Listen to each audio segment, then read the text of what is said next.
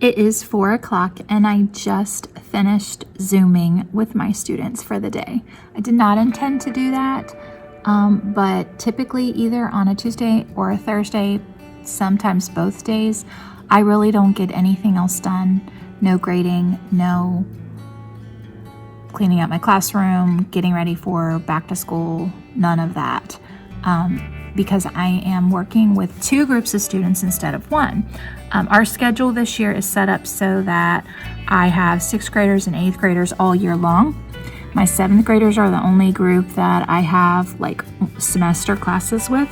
So those 2 days, instead of having an hour and a half with 1 group of students, I have 45 and 45.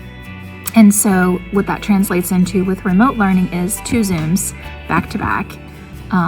With my 8th graders, I actually have a little break in between because I usually get done, I start at 9, I get done at 10:15 typically, but if some students have questions, which a few of them did today, then I might be on until 10:30. And then I have a break, and then I have an 11 o'clock Zoom, which usually lasts until 12:15. So today we were wrapping up, finishing periodic table, and we did some really good rigorous EOG type questions. And then I had some students who couldn't make it, and so they messaged me, which I'm thankful for, and asked to redo their time later with me in the day. And then I helped a student who was catching up from another grade level, and so I've literally been Zooming all day long. So it's 4 o'clock. I'm going to log out, go home, have some dinner, and then I'm actually going to come back and work in my classroom tonight and try to get some things like put away and organized. So I'm going to sign off of here, and I will catch up with you later after I return. So I finally got into the scary closet, and I just wanted to show you everything that came out of it.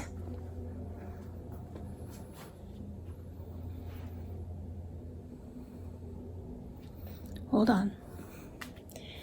The video doesn't really give it the full effect.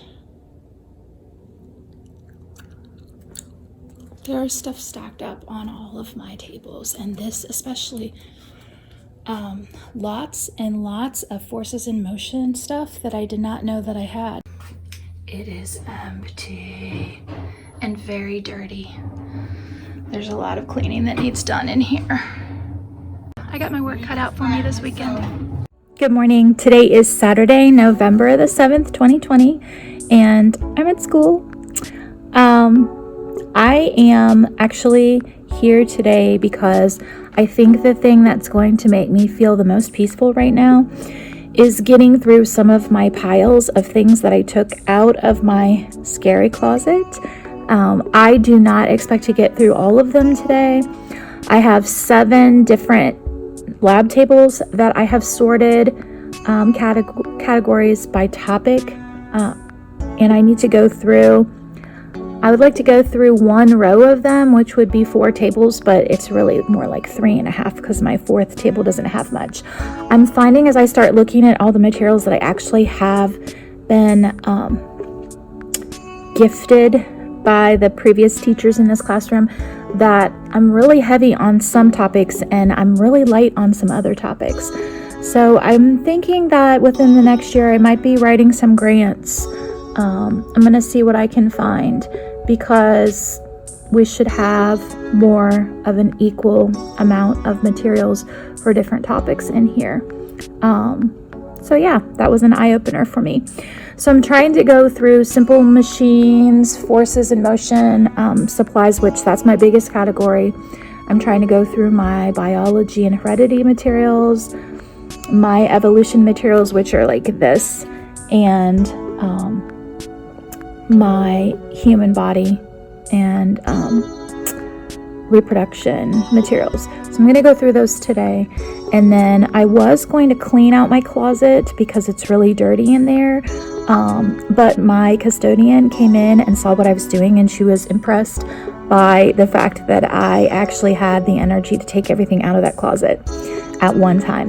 And she said, hey, since you pulled all of this out, why don't you wait until Monday and let me come in here and like sweep it out and wipe everything down in there. So I was gonna do that today, but I think I'm just gonna let her do that since she offered, and that way I can spend more of my time on sorting. I'm trying to look and see if there's a way that I can take some things out of boxes and put them in bags, but I don't want to lose the understanding of what they were, because I don't want some other person who might teach in here after me, say if I got promoted to AP or a central office position, I don't want someone to come in here and not know what it is.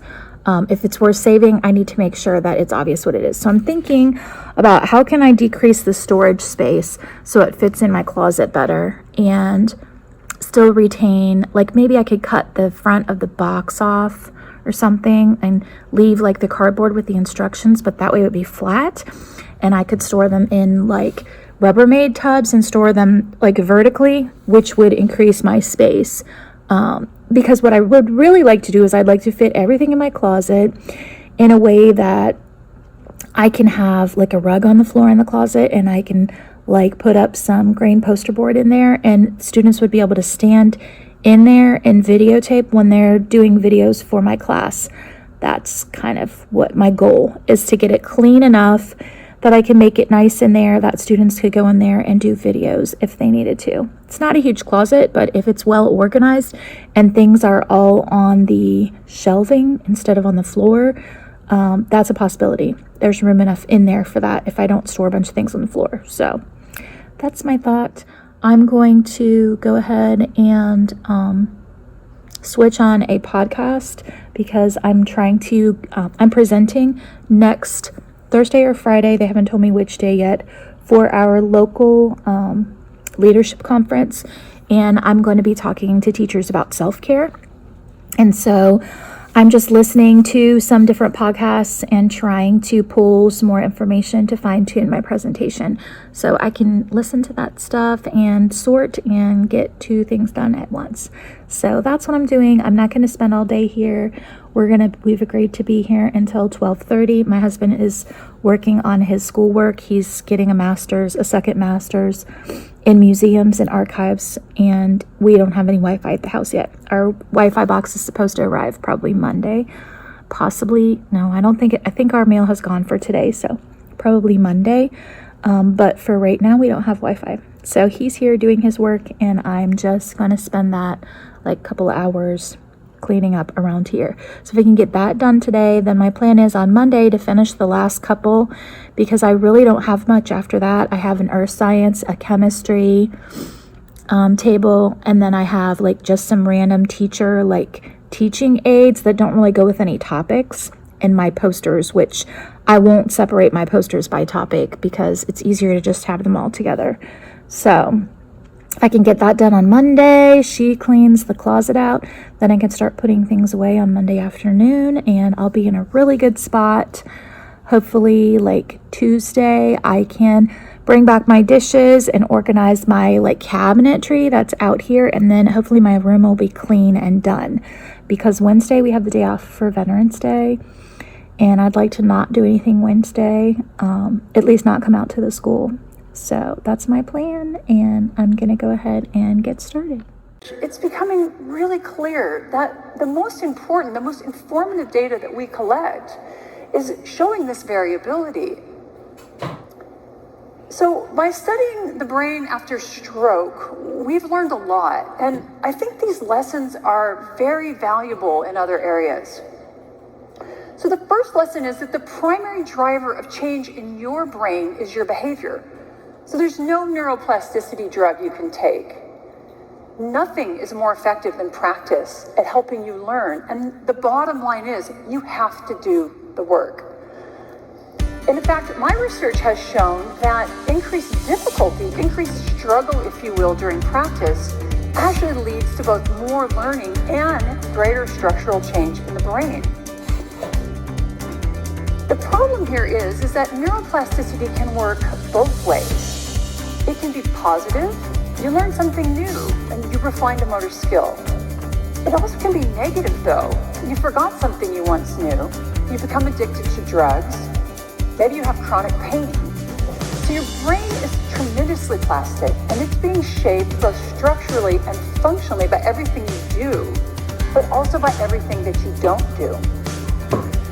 The second lesson we've learned about the brain is that there is no one-size-fits-all approach to learning. So there's no recipe for learning. And consider the popular belief that it takes 10,000 hours of practice to learn and to measure. Our oxygen levels rise. This would be our love hormone. And for those of you that have been looking for the fountain of youth, it's our body's natural anti-aging remedy. And that feeling I got when I volunteered with my dad, that's serotonin, our body's happy transmitter. But here's the icing on the cake. Our cortisol levels drop. This is our stress hormone. Giving reduces anxiety and stress, and it makes us happy. Now, what if I told you you could be happy every day? And it's simple. In fact, it's so simple, a 3-year-old can do it. Well, on my first son, Nick's 3rd birthday, I decided I was going to teach him how he could be happy every day. I was going to teach Nick to give. I introduced the idea over birthday cake and ice cream. Nick, we are going to start this super fun family project together. We are going to give back to the world every day for 1 year. Now I waited to see the excitement on his face. That excitement that I was feeling. And instead, he says, "Mommy, how many days are in here?" Oh yeah, not exactly the response I was looking for. But Nick was just 3. I had to approach this daily giving idea a little differently. This time I got out some craft paper and a big box of crayons. And I started. So I got through all of the tables that I plan on getting through. My first one took me the longest, which is not surprising because I had so many materials for energy, forces, and motion. But the cool thing is that by putting my hands on everything that's in this classroom, I can really tell that there are some things that I could use additional materials for, which my goal right now, because I do plan on moving up at this point in my career within the next 3 to 5 years, I'm going to spend the time that I have in this classroom trying to set it up so that a first-year teacher, which is who I would think would probably replace me, given the rural district that we live in, probably be like a teacher in their first 3 years. I'm going to make sure that they have what they need. So that's what I'm doing. So let's take a look at what I've done so far today. Pretty much are like extras from health, but we have to teach some of this in science. So I'm making a place for these. And then I don't really have much for human body. I do have some models. Like I have those muscle models and some different things like that. And I have some books, but I think I could probably use some more stuff on that. This is my evolution table. That's kind of ironic. This one I have not gotten through yet. So this is where I left off. So look at the difference visually. Okay, there is my section that I have gone through today. And here's my section that I have yet to go through. So you can see I've really made a lot of progress. Now, unfortunately, some of the things were in the wrong spot, so they ended up getting moved over. But I think once I open up some of these kits, any of them that are in like boxes with a lot of packing material, I can consolidate. So I think I'll be able to get it down a lot smaller than what it is, and it should all pack back in the closet in a way that I can access it, which, as you know, if you do not have a way of accessing the things that you have, it doesn't really matter what you have. So, all right, I am going to force myself to stop now because it is Saturday and I want to do something fun today and maybe something around my house to help unpack at my house. So I'm going to check out of here and I will check back in with you guys later on. Hello, today is Tuesday, November the 17th, 2020, and we are back to school. Today was our first day of in-person learning since March the 13th when we shut down last year, and it was really good to see students.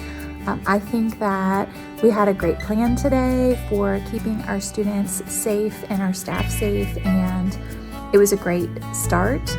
I only had 4 students show up today for in-person. There were supposed to be 5. So hopefully we'll pick up that other person later. But that was a nice, easy, slow start, which was really good for me because I had a lot of new routines and procedures to learn. So for me, it was nice to start with a small group. I'll have a larger group next week because what we're doing is we're having first and second block on Tuesday and third and fourth block on Thursday, and we Zoom with them in between, so they're remote on the other days. And then next week, instead of starting with first block and keeping our students in the classroom with us all day to do their second block like remotely, we're gonna start with second block and keep our second block kids all day and do our first block remotely. So we flip-flop. So that way our in-person classes flip-flop and we get to have them every other week in our classroom. I think that'll be a good thing because it'll allow me to do experiments with those students more easily, and you know, it's the best we could come up with for now. So but next week when we do our flip-flop, I have a large group. I have 13, but you know, 13 doesn't sound like a lot of kids, but when you try to put them 6 feet apart for a standard size classroom, 13 is a good amount of kids. So that's my biggest group. So I feel really comfortable about our numbers right now. They're right in the range that I was hoping they would be in. Once we start getting to 15 students, then we might be able to, you know, technically do it, but it makes it a lot harder on the teacher and a lot harder on the students to remember, you know, their boundaries. And I just, you know, with Joe having the history that he has medically, I'm just very glad that our numbers are reasonable and that everybody has chosen what they want to do and is pretty happy with what they're doing right now. So hopefully as we welcome back more students, it will be at a time that the restrictions have changed. So when they say we don't have to be 6 feet apart anymore, we could be like 3 feet apart, then I won't feel bad about having more students in our classroom than we do now. So anyway, I have gotten a lot accomplished in here since last time. So I'm going to, like, here's my bookcase is done. I think I might have showed that to you already. I have shown that. As you see, I have no more piles. My piles are gone. I have my lights back up there, which I don't really know if you can see. They're on like fade in and fade out right now setting, but look at how clean everything is.